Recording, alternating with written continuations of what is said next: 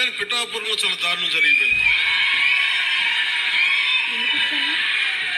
ఒక తాటాకు, అక్కడ ఉన్న తాటాకు ఊడి పడిపోతే అమ్మా చాలా దారుణం జరిగితే,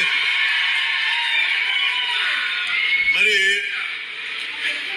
గత ప్రభుత్వ నాయకులను అడగండి, వాళ్ళ నియోజకవర్గం అసలు న్యూస్ ఉంటుందా, ఏం జరుగుతుందో కూడా తెలియదు మీకు. పిఠాపురంలో చిన్న చెట్టు మీద వాళ్ళున్న పక్షి ఈక పడినా కానీ అయ్యా బాబాయ్ పక్షులు అంటే ఇది ఎవరిస్తున్నారు మీకు బలం? ఎవరిస్తున్నారు?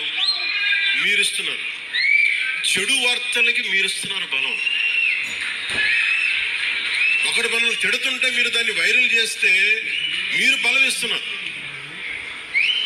ఒకటి చెడగొడుతుంటే వచ్చి మీరు ఎదురు ప్రశ్నించకపోతే మీరు బలహీనలు అయిపోతారు. మీరు నాకు ఓట్లేస్తే సరిపోదు అని ఎందుకు చెప్తున్నాను? 5 సంవత్సరాల పిఠాపురంలో గత ప్రభుత్వంలో ఒక్కసారి మీరు ప్రతి ఒక్కరు మేధావులు చాలా మంది ఉన్నారు, పత్రికేయులు ఉన్నారు, చాలా మంది విభిన్నమైన